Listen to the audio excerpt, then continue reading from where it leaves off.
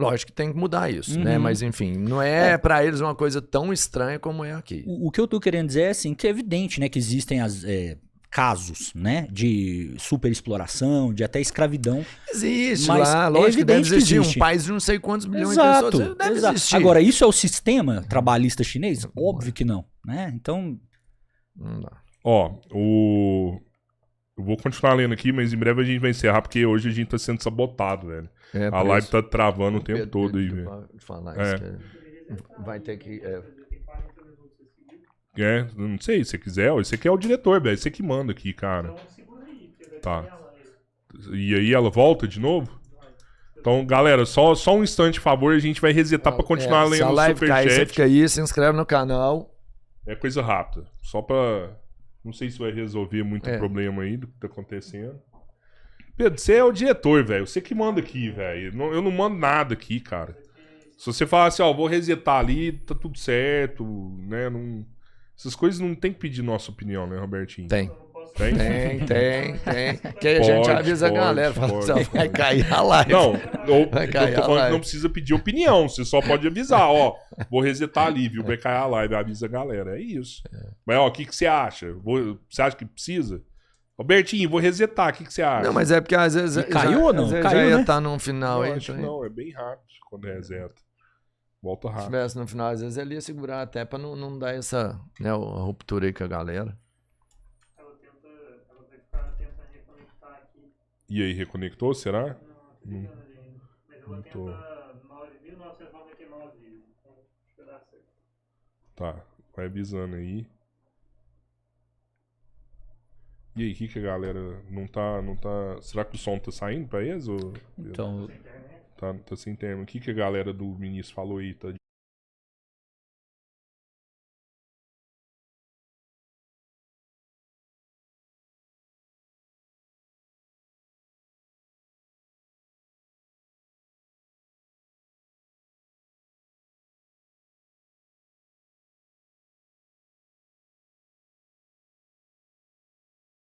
Aqui, hein, Pedro? Voltou? Liga O que vocês acharam? Foi bom. Liga o som aí. Foi bom, é muito importante Tá, você falar voltou com o já? ministro, mano. Não é? Fala Um canal sério, legal, né? Assim. Cara.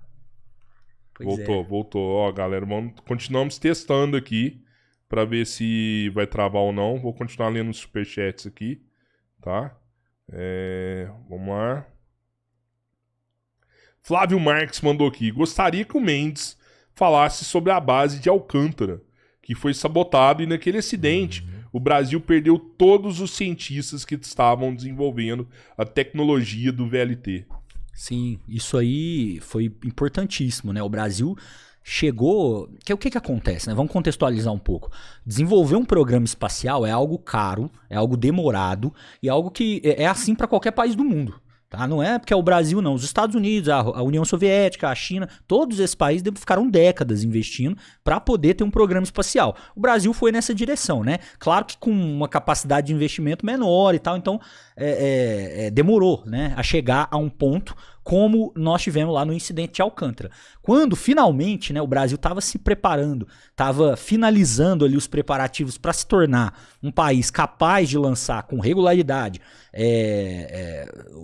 o que ele fala aí, né? São veículos leves, né? São pequenos foguetes que o Brasil estava lançando. Esse VLT.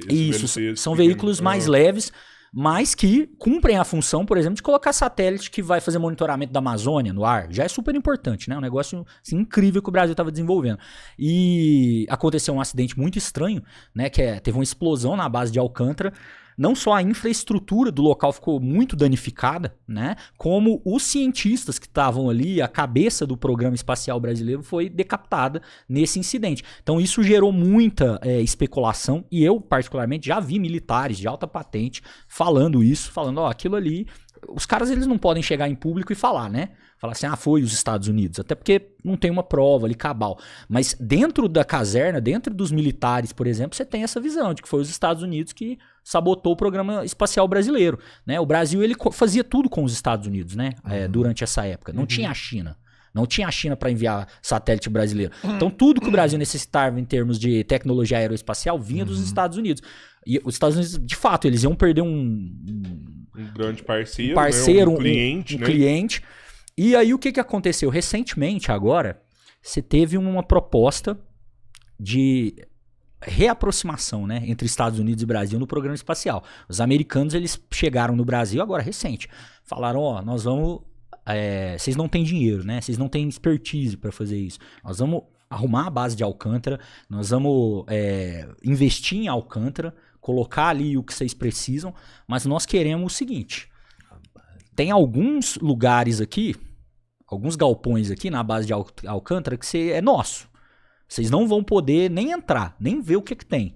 Então os Estados Unidos... Por quê, né? Qual que era o interesse deles? O interesse deles era usar a base de Alcântara, evidentemente, para lançar satélites, né? Muito mais barato lançar aqui de Alcântara do que de outras regiões, né? Tem a ver com a questão da proximidade com a linha do Equador, né? O foguete, ele escapa mais fácil, né? Então você gasta menos combustível, é mais barato. Mas eles queriam uma espécie de... eles queriam alguns lugares ali, top secret, ali pra eles, né? Em que... O que eles alegam, né? O que eles alegaram? Nós vamos colocar equipamentos sensíveis aqui. Segredos americanos aqui, de tecnologia americana, que o Brasil não vai poder participar, não vai poder olhar. Então, nessa negociação, o Brasil recuou. Falou, como assim? Vocês vão colocar coisa aqui que a gente não sabe o que é? Não, e outra coisa, não tinha essa proposta também de uma transferência de tecnologia, né? Tipo, pô, vocês querem usar aqui? Beleza, então tal vocês ajudarem a gente a desenvolver o nosso programa, né? Não tinha essa proposta, então o Brasil recuou, né, nisso aí. Já me falaram isso aí há muito tempo, que o principal envolvido no lance dos foguetes tinha sido a França. Pra poder sabotar? A sabotagem foi da França, até por causa da Guiana Francesa ali, que eles tinham um desenvolvimento ali que ia se atrapalhar, porque tudo foi realmente soltar, lançar foguetes daqui é muito mais fácil. Barato, né? E aí a França tinha essa expertise, esse business ali, e aí ela fudeu nós para que ela vendesse o produto que ela tinha. A França, muitos países europeus usam a Guiana, você vê a importância, né? Muita gente pensa, pô, por que a França, o que a França quer com a Guiana, né?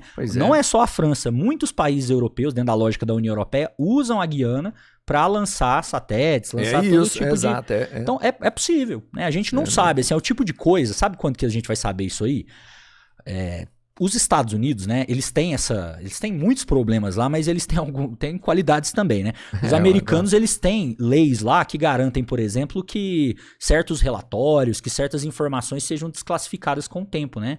Por exemplo, muita coisa que a gente descobriu recentemente sobre a ditadura militar foi a abertura de documento lá nos Estados Unidos. Então é possível que no futuro eles abram a lei lá, né, daqui 30, mas é muito tempo, tá? 30, 40, 50, 60 anos. Quem fez já não tá aqui mais. Isso, essa que é a lógica, né? O pessoal já foi e a gente mostra ali o que eles fizeram. Então pode ser que no futuro a gente descubra que, pelo Brasil não, mas por eles lá que eles mexeram aqui, né? A galera tá pedindo pra você comentar também sobre o Almirante Otto.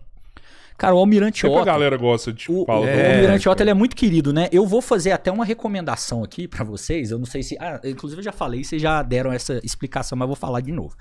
Que tem um especialista demais em Almirante Otto, que é o Lucas Rubio, né? O camarada Rubio, ele manja muito do programa nuclear brasileiro, estudou isso a fundo, né? O pessoal lembra muito dele. Ele é físico nuclear, né, cara? Né? Eu acho que sim. O pessoal lembra muito dele pela questão da Coreia do Norte, mas ele manja muito. Já vi muito conteúdo dele sobre o programa nuclear. Então, assim, ele é um especialista que eu recomendo, quem quiser se aprofundar, dar uma olhada. Agora, a questão do Almirante Otto é o seguinte, né? O que eu posso falar sobre ele? Ele é um cara que tá justamente nessa lógica que a gente estava falando, que a gente precisa no Brasil, que são pessoas realmente patriotas, pessoas que têm mentalidade de Estado, não de governo, né? Era a ideia, o Almirante Otto foi um dos cabeças do desenvolvimento do programa nuclear brasileiro. O programa nuclear brasileiro, ele remete lá à década de 60, quando o Brasil comprou essa tecnologia da Alemanha Ocidental, né?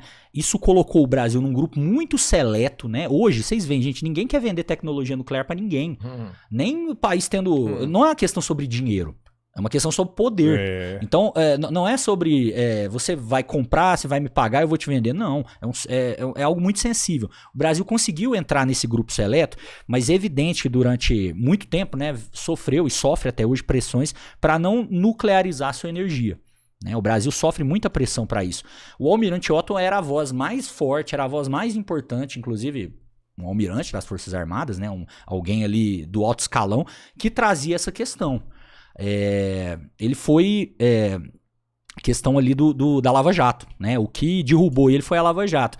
E no caso dele, tá? Eu também, de novo, recomendo aí o caso do camarada Rubio, pra vocês darem uma olhada, vocês verem ele falando com mais detalhes, mas o Almirante Otto foi um dos caras que prenderam ele ali, né, sem muitas provas. Depois ficou comprovado que ele não estava fazendo corrupção, não estava fazendo contrato fraudulento, não foi sobre isso. Foi uma forma de lawfare americano, né? Os Estados Unidos usando a lei brasileira para poder prejudicar o próprio Brasil. Prenderam, né? Não teve condenação nenhuma. Não teve condenação, mas condenou ele ao ostracismo, né? O cara que era o cabeça, que tava ali coordenando. E é grave por conta do seguinte... Joga o nome do cara na lama, né, velho? Além de tudo, né? Mas, assim, você não acha esse tipo de cara em qualquer esquina, entendeu? Um cara que gastou a vida inteira pesquisando, estudando, entendendo, foi lá fora buscar os contratos, foi lá fora buscar tecnologia, conheceu, né, os contratantes.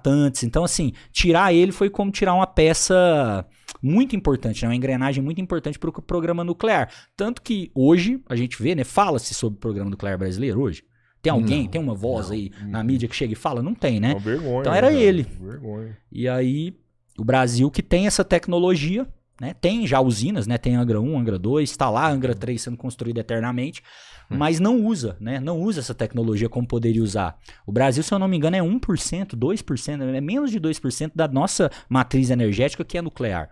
É muito ali na região aonde E a nuclear é mais barata do que a energia de usina hidrelétrica? Não, a energia nuclear ela é mais cara limpa, no início. É mais limpa. Tem essa questão, né? Depois ela vai equalizando e ela vai ficando mais... É isso, né? No investimento inicial é alto. Tem que construir a usina, né? Isso, tem que construir a usina. Mas a hidrelétrica também, o investimento inicial é alto, né? É porque o nuclear é bem mais caro. Isso, porque é um pouco mais restrito, é uma tecnologia até mais sensível, né? Tem as questões de segurança, né? Que você tem que... É uma mão de obra também mais especializada do que a das hidrelétricas. Mas a hidrelétrica você perde na questão do meio ambiente, né, cara? Exato. Aí ninguém tá precificando isso daí. Isso.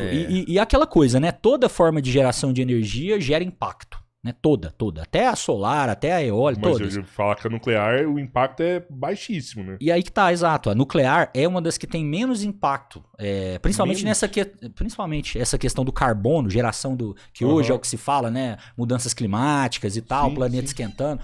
A energia nuclear ela é uma das que menos incide nessa questão. Qual que é o problema da energia nuclear, né? O risco com segurança. É o acidente. O que fazer com o resto, né? O dejeto nuclear?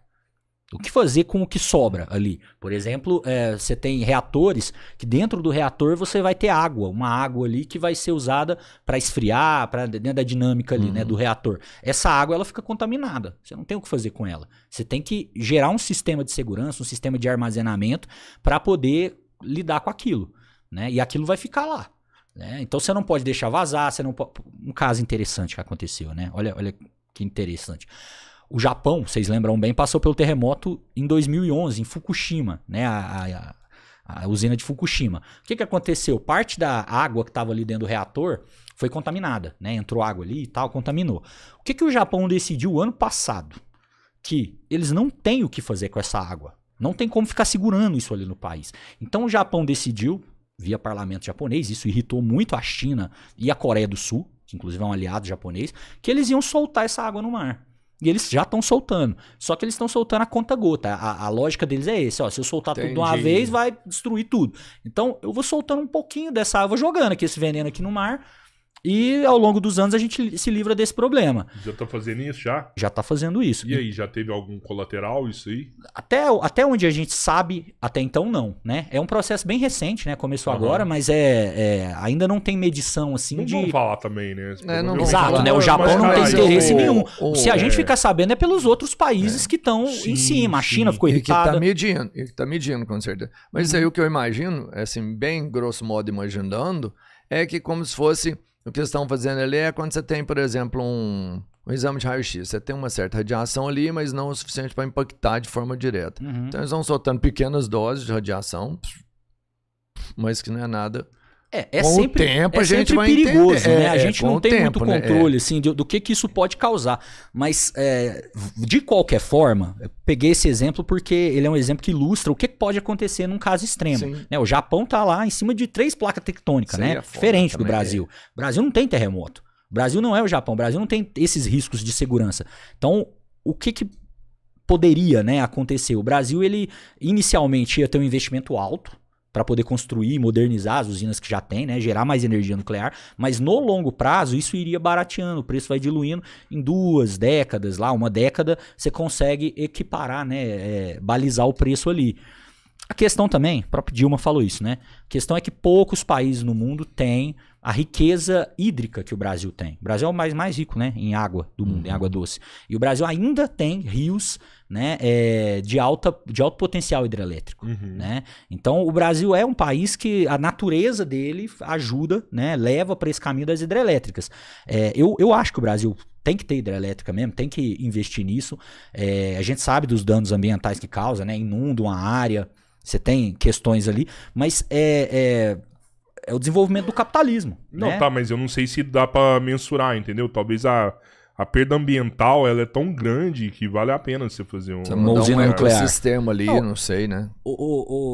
Rodrigão, eu não tenho dúvida que o futuro do mundo é energia nuclear. É energia nuclear, porque principalmente a questão da quantidade de energia que uma usina nuclear é capaz de gerar com pouco combustível, com pouco urânio, é muito grande. A hidrelétrica é o que você falou. Você tem que, primeiro, contar com um rio que seja propício. Se esse rio não for propício, a área inundada ela aumenta muitas vezes. Né? O caso lá de Belo Monte, no norte do Brasil. Por que o pessoal criticou tanto Belo Monte? Porque não é um rio para fazer hidrelétrica. Né? Os rios de hidrelétrica estão aqui na bacia do Paraná. Lá na bacia amazônica, planície. Então teve que inundar uma área enorme. Isso é evidente que afeta o ecossistema, que gera, né, problema. Mas isso ainda é melhor do que queimar carvão. Né, que é o que o Brasil, é a alternativa brasileira, né? Aí que tá, cara, não sei, você vê, a semana a gente tava com o presidente do CRBio aqui, e ele tava falando sobre essa questão da PL da devastação que foi aprovada, né? Cara, a perda ambiental que vai ter, ela não vai ser só uma perda do meio ambiente, ela vai gerar consequências econômicas também. Sim, né? Parece que tem uma parada na Europa, ele falou durante a live, que a gente pode ser depois multado por não ter conseguido manter esse meio ambiente, sabe? E são multas trilionárias. Ele falou, tipo, de quase 2 trilhões. Louco. Sabe? Ele explica lá direitinho, cara. Quem quiser entender mais, vejam esse episódio que a gente fez da pele da devastação. Cara, ele falou, mano, se não preservar o meio ambiente, a gente vai perder uma grana lascada, velho. Lascada mesmo. O que o pessoal fala, né? A floresta vale mais em pé, né? Você ir lá e devastar, você tá perdendo vários ativos ali no meio também. Mas o pessoal precisa entender isso, né? Não tem como gerar energia, e a energia é um dos ativos mais importantes para qualquer economia, né? Para o capitalismo. Não tem como você gerar energia sem gerar impacto. Tem um documentário que eu recomendo que todo mundo assista, que é o Não Existe Amanhã. Esse documentário ele fala sobre como nós... Ele já é um pouco antigo, hein? Mas ele não tá desatualizado. Ele fala sobre como não existe uma alternativa ao petróleo no mundo. E não existe. Não existe nada que substitua o petróleo e não existe nada assim que seja palpável, que esteja entrando em funcionamento para substituir o petróleo. Porque não só o combustível, né, que o petróleo gera, mas existe uma cadeia produtiva do petróleo que não tem nada que põe ali no lugar, pelo menos ainda, pelo menos até agora. Então, não tem como não gerar impacto, né? O petróleo tá aí, ele gera impacto também, mas a gente precisa fazer um debate responsável, né?